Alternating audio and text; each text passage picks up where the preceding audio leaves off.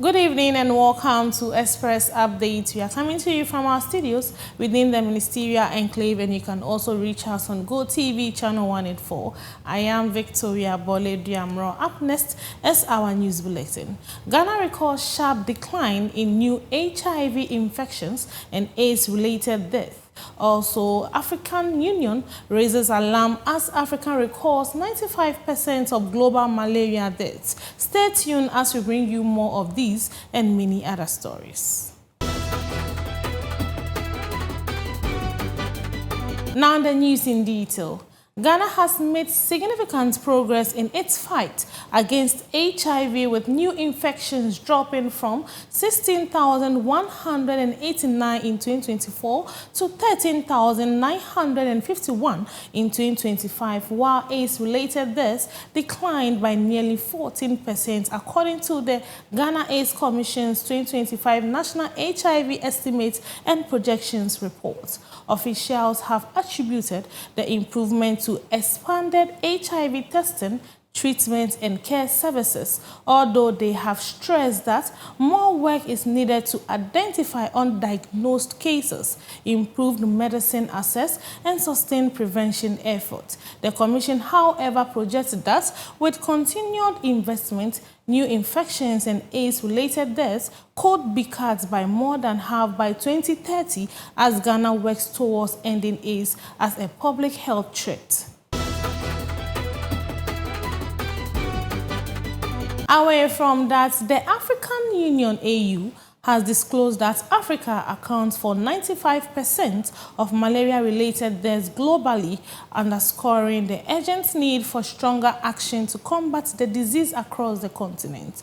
Speaking at the African Union Extraordinary Health Summit in Accra on Tuesday, July 21, AU Commissioner for Health, Ambassador Amachum Amwa, said Africa also records about 94% of global malaria cases, with children under the age of 5 and vulnerable communities being the most affected. She described the figures as alarming and called on African government, development partners and stakeholders to intensify efforts to eliminate malaria through sustained investment, stronger health systems and enhanced regional collaboration.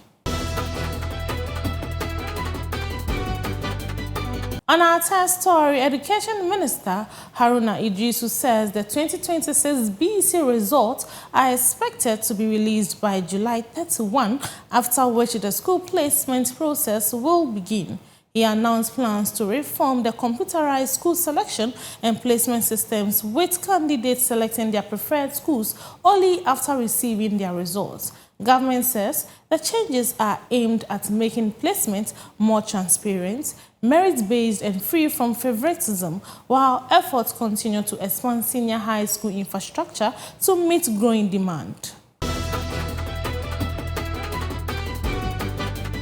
In our last bulletin, a United States Immigration Court has ruled that the Office of the Special Prosecutor did not present sufficient evidence to establish that former Finance Minister Ken Ofori-Atta committed criminal wrongdoing in proceedings relating to his immigration status. However, the OSP insists the ruling does not affect the criminal case against him in Ghana, arguing that only the Ghanaian courts have jurisdiction to determine his guilt or innocence. In his ruling, U.S. Immigration Judge David Gadi stated that the affidavit presented by the Office of the Special Prosecutor contained largely conclusory allegations and lacked credible or reliable facts linking Mr. Ofori-Atta to criminal wrongdoing or personal benefit while serving as finance minister.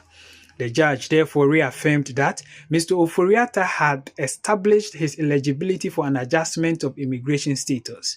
Responding to the ruling, the Office of the Special Prosecutor clarified that the U.S. immigration proceedings are separate from its effort to extradite Mr. Ofori-Atta to Ghana. The OSP explained that the extradition request being pursued through Ghana's Attorney General was not before the U.S. Immigration Court. The office further stressed that the question of Mr. Ofori-Atta's criminal liability can only be determined by the High Court in Ghana and not by an immigration court in the United States. According to the OSP, 3 separate legal processes are involved: Mr. Ofori-Attah's immigration proceedings in the United States, possible extradition proceedings under the applicable treaty, and the criminal prosecution pending before the High Court in Accra. The OSP reiterated that Mr. Ofori-Attah remains the subject of criminal proceedings in Ghana, where a valid arrest warrant has been issued by the High Court in Accra, and maintains that he remains wanted by Ghanaian authorities and is required to submit himself before the High Court in Ghana to answer the criminal charges against him. And that's all we have for you on Express Updates. I am Victoria Bole Diamro. Do enjoy the rest of our programs.